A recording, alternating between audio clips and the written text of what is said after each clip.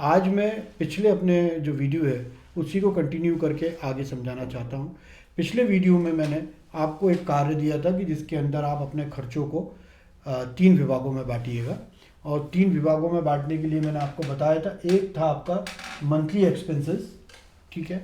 Monthly expenses में मैंने आपको पिछले उसमें बताया था, आप मेरा पिछला वीडियो भी देखिएगा, इस वीडियो के अंत में उसकी लिंक मिल जाएगी। मंथली एक्सपेंसेस में आपको मैंने बताया था जो खर्चे आप अपने घर के रोज़मर्रा ज़िंदगी में करते हैं, जैसे कि आपके जो सर्वेंट हैं या हेल्पर्स हैं या जो यूटिलिटी वर्कर्स हैं उनकी जिस सैलरी है, आपके राशन है, आपके बिजली का बिल है, आपका टेलीफोन का बिल है, आपकी वाईफाई का बिल है, आपके ओटीटी चैनल के बिल है। ऐसे तमाम जो हैं वो आप इसको मंथली के पैकेज में रखिएगा और इसकी एक लिस्ट बना लीजिएगा, जिसको हम आगे A1 का एनेक्सर देंगे। अगर आप एक्सेल में करना जानते हैं तो आप एक्सेल में ही बना सकते हैं, नहीं तो आप सामान्य कॉपी किताब में बनाइए। तभी मैं वाइट बोर्ड में इसको समझाने की कोशिश कर रहा हूँ कि कॉन्सेप्चुअली आप समझ लीजिए एक बार। कॉन्सेप्चुअली समझने से क्या है कि आपकी जो परिस्थिति आप उसको इसके साथ जोड़ सकते हैं, अपने हिसाब से उस फॉर्मेट में थोड़े बहुत चेंजेस करना चाहें तो वो कर सकते हैं।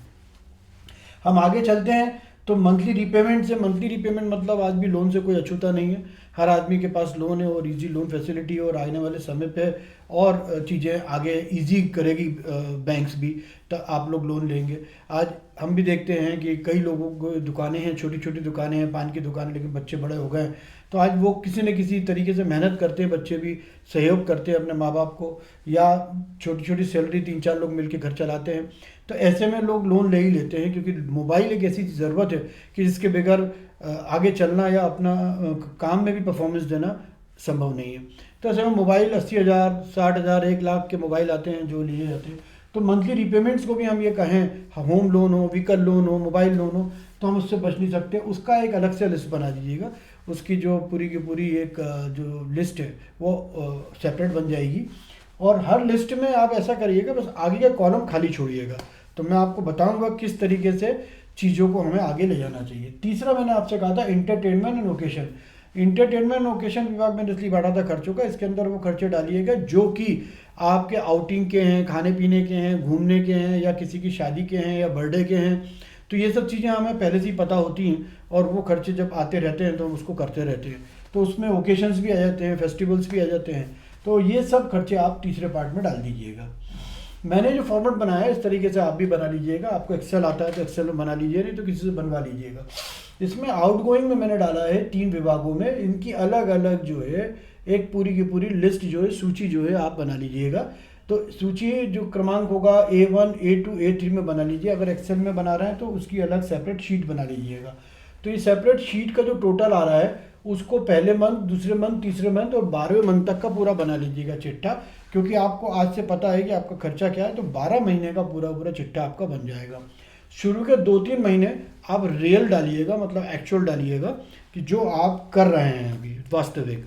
उसके बाद वाले महीने में उन्हीं वास्तविक का आधार बना के और उसको आगे आप ले जाइए 12वें महीने तक, और ये टोटल आप जो है इसका यहाँ लगा दीजिएगा। तो ये पूरा आउटगोइंग जो खर्चा है आपका, इसका टोटल आपको दिखने लगेगा कि आप पूरे मंथ में, क्योंकि हमें जिंदा रहना है, हमें आगे बढ़ना है, हमें खर्चे करते रहना है ना, हमें रोज़ खाना खाना है और सभी तरह की प्रकार की गतिविधियां हैं तो हमारी ज़िंदगी के साथ जुड़ी हुई हैं, जो कि हमें करनी है। अब ऐसे में आप इसको आगे ले जाइए और वहाँ जाके इसका टोटल लगा दीजिएगा। तो और इसकी जो सूची है उसको भी इसी आधार पे बनाइए, ताकि उससे जो अमाउंट उठा के ला रहा है तो हर सूची का जो टोटल है मंथ, जो प्रति माह का टोटल है मंथ वाइज, उसका यहाँ और आगे तक रख दीजिएगा 12वें महीने तक। दूसरा हो गया इसका टोटल आपने लगा लिया यहाँ पे। दूसरा हो गया इस फॉर्मेट के अंदर जो सिंपल है, जल्द से जल्द हम समझ सकते हैं, वो हो गया इनकमिंग, मतलब हो गया आय के स्रोत। अब आय के स्रोत जो है हमारे पास क्या है, इनकम के हमारे पास सोर्सेज क्या हैं।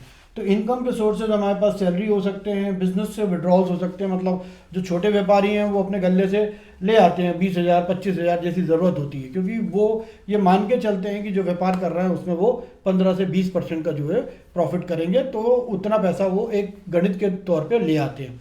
लेकिन क्योंकि एक फाइनेंस की जो प्लानिंग होती है, जो नॉलेज होती है, वो उनको भी नहीं होती है, तो कभी कभी वो अपना जो बेचे हुए स्टॉक है उसका पैसे भी घर ले आते हैं ज़रूरत के हिसाब से। तो वो उसको हम पार्ट को, जो बिज़नेस का एक मैनेजमेंट है उसको हम अलग रखेंगे। अभी हम घर चलाने की बात कर रहे हैं और घर में जो चीज़ें हो रही हैं उनकी बात कर रहे हैं, और सैलरीड वाले या विड्रॉल वाले जो पैसा लेके आते हैं उसको हम घर में खर्चों में कैसे मैनेज करते हैं। तो हमने कहा कि भाई आप ब्रोकरेज से कमाते हैं या कमीशन से कमाते हैं या बिजनेस विड्रॉल से कमाते हैं, सैलरी से कमाते हैं, अगर आपका कोई इनकम ऐसी है जो लमसम में है तो आप उसको 12 में विभाजित कर दीजिए कि साल में आप 5 लाख कमाते हैं या 10 लाख रुपए कमाते हैं।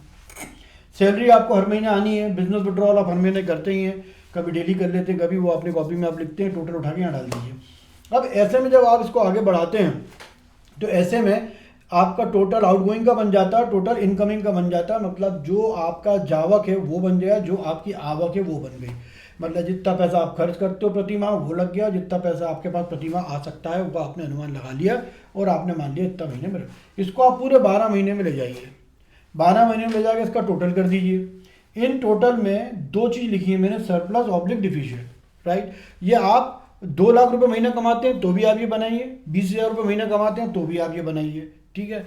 इसको बनाने का जो फ़ायदा है वो हम थोड़ी देर में समझेंगे कि इसको मैं और कहाँ आगे ले जाने वाला हूँ। तो आप इस तरीके से फॉर्मेट कीजिए, सरप्लस और डिफिशिएंट निकाल लीजिए। हो भी सकता है किसी महीने माइनस में फिगर आए, किसी महीने प्लस में फिगर आए, और इसको टोटल ले जाके बाद में महीने में टोटल कर दीजिए। तो पहला ये जॉब आपका कंप्लीट कीजिएगा। इसमें कोई सवाल हो, कुछ समझने की बात हो तो आप मुझे मैसेज कीजिएगा, आप मुझे मैसेज करके मैं आपको उस पर जवाब दूंगा। आपको मेरा चैनल पे मेरा नंबर मिलेगा, आप मुझे उस नंबर पे व्हाट्सअप भी कर सकते हैं। तो हम इस पर एक एक चीज़ करके डिस्कस कर सकते हैं, उसको पूरा का पूरा एक एक्सेल में भी बना सकते हैं, और नहीं तो हम रूल शीट में लाइन खींच के भी बना सकते हैं। तो इससे बनाने का एक जो सबसे बड़ा पर्पज़ है वो ये है कि आपके अंदर एक सेंस ऑफ फाइनेंस जो है वो क्रिएट होगा। क्योंकि जब तक आप कोई चीज़ बनाओगे नहीं ना, मतलब हम सब्जी भी घर में बनाते हैं तो ऑब्वियस है कि हम जब पहली बार बनाते हैं तो हम ये मान के चलते हैं कि पता नहीं कैसी बनी होगी, राइट। हमें हमेशा ये लगता है कि पता नहीं कैसी बनी होगी, लेकिन जब हम उसको टेस्ट करते हैं राइट बनाने के बाद तब हमें पता लगता है कि इसमें ये चीज़ कमी थी और ये चीज़ ऐसी थी। तो वो सेंस कहाँ से आया? जब आपने सब्जी को पकाया, बनाया, कोशिश की, ट्राई किया, तब वो सेंस डेवलप्ड हुआ। तो हमारे ह्यूमन नेचर भी यही होता है कि जो हम देखते हैं उससे हमें हमारी इमेजिनेशंस क्रिएट होती है। अब आप मोबाइल का ज़माना है, मोबाइल में बढ़िया बढ़िया लोगों को घूमते हुए देखते हो, आप बढ़िया बढ़िया जगह जाते हुए देखते हो, या आप बड़ी सीनरी देखते हो, तो आपका विजन क्रिएट होता है कि ये इतनी दुनिया में इतनी खूबसूरत जगह है। इसी प्रकार फाइनेंस की दुनिया है, इसी से सब चीज़ें वो आएंगी आपकी। तो अगर आप इसको बनाते हैं, थोड़ी मेहनत करते हैं, बच्चों से मेहनत कराते हैं, खुद मेहनत करते हैं, या दोस्तों से मेहनत करा के आप अपना बनाते हैं खांचा, तो आपके सामने एक पिक्चर क्लियर होगी कि आप प्रतिमाह घाटे में हैं या फ़ायदे में, राइट। अगर फ़ायदे में है तो फिर हमारा नेक्स्ट स्टेप का जो वीडियो है उसमें हम बताएंगे कि वो सरप्लस जो है, जो मैंने आपसे कहा प्लस में फिगर आ रही है और माइनस में फिगर आ रही है, तो सरप्लस को आप कैसे कहाँ रख सकते हैं और उसको बाद में कैसे यूज़ कर सकते हैं। जैसे मान के चलिए कहीं माइनस में फिगर आ गई और आने वाले महीने अभी प्लस में फिगर आ गई और आने वाले महीने में आपको कहीं माइनस की फिगर दिख रही है, राइट। तो माइनस की फिगर आपको पता है कि यार ये इस महीने में इसकी शादी है या ये कार्यक्रम है या वो कार्यक्रम है, तो उसके कारण ये माइनस की फिगर आ रही है, क्लियर है इसमें। तो उस माइनस की फिगर को मीट आउट करने के लिए प्लानिंग भी आप पहले ही कर सकते हैं जब आपके पास सरप्लस है। अब उस सरप्लस की प्लानिंग क्या होगी, उसको कहाँ पे आपको ले जाके रखना है, राइट, और उसको किस तरीके से मतलब किस तरीके रिजर्व क्रिएट करना है, ठीक है। अब आपने देखा कि पर्सनल फाइल में एक मिडिल क्लास फैमिली की जो सबसे बड़ी समस्या है वो यही है कि इसमें वो उलझा रहता है। अब सवाल ये कि ये जो पार्ट है आपका रीपेमेंट वाला, राइट, आपका जो रीपेमेंट का पार्ट है ये एक सबसे बड़ा पार्ट है, जो मंथली रीपेमेंट, इससे आप क्या डेवलप कर रहे हैं, ठीक। कुछ लोगों ने मकान ले लिया तो ये मान के चलते हैं कि हमें किराए के मकान में नहीं रहना है, लेकिन मकान में रहने के साथ साथ वो इतना लोन लेने के बाद 20, 25, 50 लाख का लोन लेने के बाद भी इंटीरियर पे भी 10 लाख का लोन और ले लेते हैं, रिनोवेशन पे भी नाम पे ले लेते हैं। बैंक पैसा देने बैठा हुआ है, आप जितना पैसा मांगोगे वो उतना दे देगा। जो एजेंट हैं या जो बैंकर्स हैं वो आपको जितनी एलिजिबिलिटी होगी उतना दिलाने की कोशिश करेंगे, क्योंकि उसी हिसाब से उनका कमीशन बनता है। तो आपको अपने विजडम से, समझदारी से, ज्ञान से, सोच से काम लेना है कि हर आदमी आपसे व्यापार करने बैठा है, लेकिन ठीक है वही तो अपॉर्चुनिटी क्रिएट कर रही है आपके लिए, संभावना वही क्रिएट कर रही है कि ये संभावना आपके लिए कैसे क्रिएट। अब मंथली रीपेमेंट जो है एक बड़ा बर्डन होता है आपके अंदर। तो आप क्या कीजिए कि जब आप ये बना लें, राइट, तो मैंने इसी बोर्ड में एक एसेट की बनाई है लिस्ट और एक लायबिलिटी की बनाई हुई है। तो जब आप ये बना लेंगे तो ये रीपेमेंट आपका पता है आपका कि हर महीने 25,000 रुपये रीपेमेंट जा रहा है, ठीक है। अब ये 25 करके 12 महीने में हो जाता है 3 लाख रुपए, राइट। ये 3 लाख रुपए जाएगा कहाँ? लोन कम करेगा या एसेट्स में जुड़ेगा? अगर मेरा लोन है तो लोन कम करेगा। तो अगर मेरे पास यहाँ सरप्लस भी है, मान के चलिए यहाँ पे कहीं सरप्लस भी मेरे पास प्लस आ रहा है, तो क्या ये पैसा मैं कहाँ ले जा रहा हूँ?